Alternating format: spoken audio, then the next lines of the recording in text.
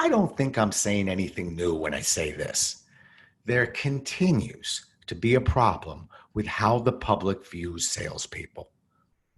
You know, it's time to stop blaming salespeople for this perception issue and instead look at a different culprit who seems to continue to skate by without blame. I'll tell you who the culprit is and provide a simple approach to fixing this once and for all. Let's have ourselves a pocket-sized pep talk.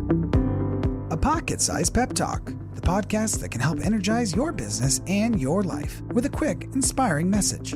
Now, here's your host, Rob Jollis.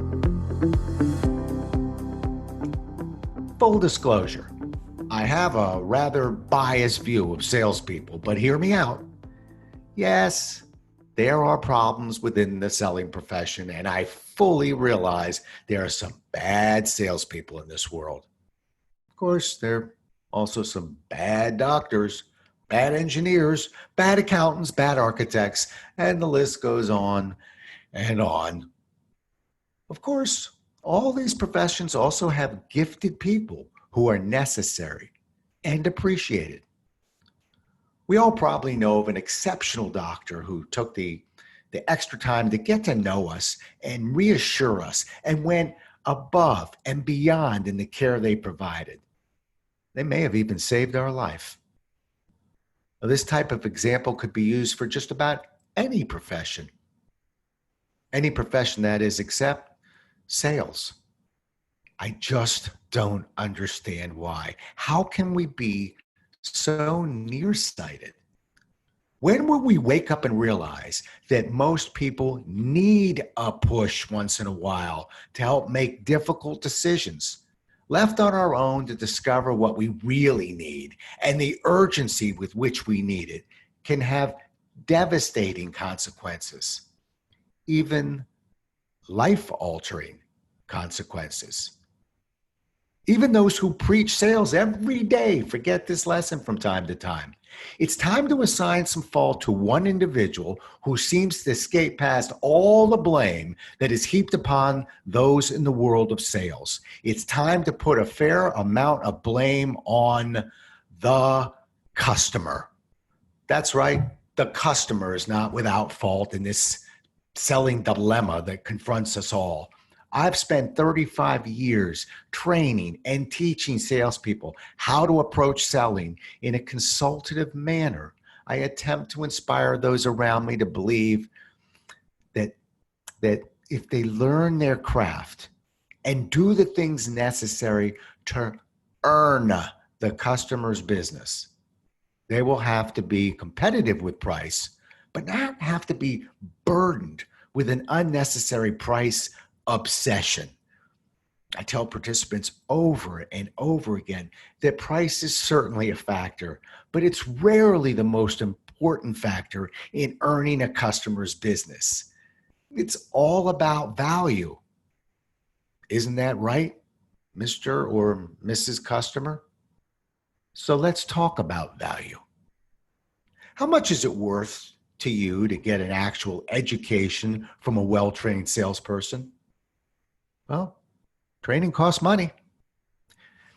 How much is it worth to you to work with a long-tenured subject matter expert?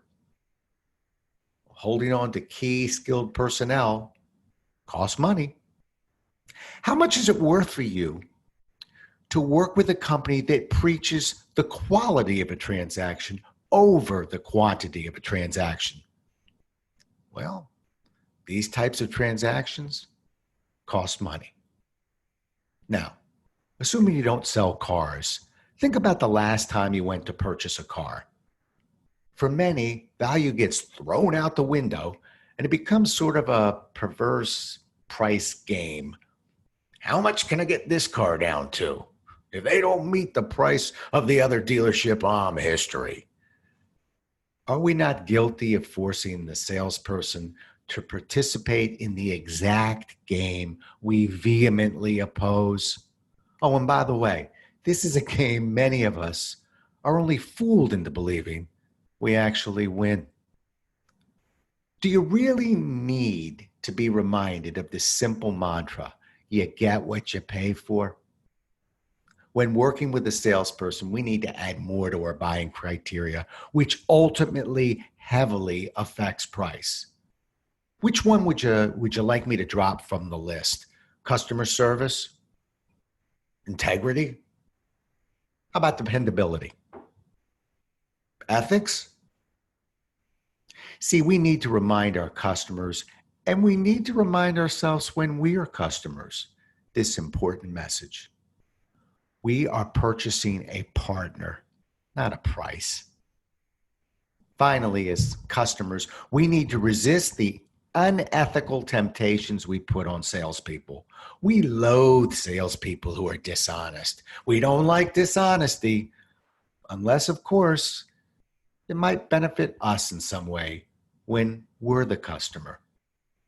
If you don't respect a lack of honesty in your workplace, why ask others to be dishonest? When a salesperson says they cannot do something you're asking them to do, take no for an answer. Stop pressuring salespeople to engage in activities that are questionable. If a salesperson gives a little wink and a promise to do something that might not be 100% legit, you be the one to say no. Most ethic violations within selling are actually initiated by the customer. It needs to stop from the customer. It needs to stop from the salesperson. It's hypocritical to consider yourself ethical because you're honest most of the time. You know, cartoonist Walt Kelly modified a quote from Oliver Perry and said it best: "We have met the enemy, and he is us."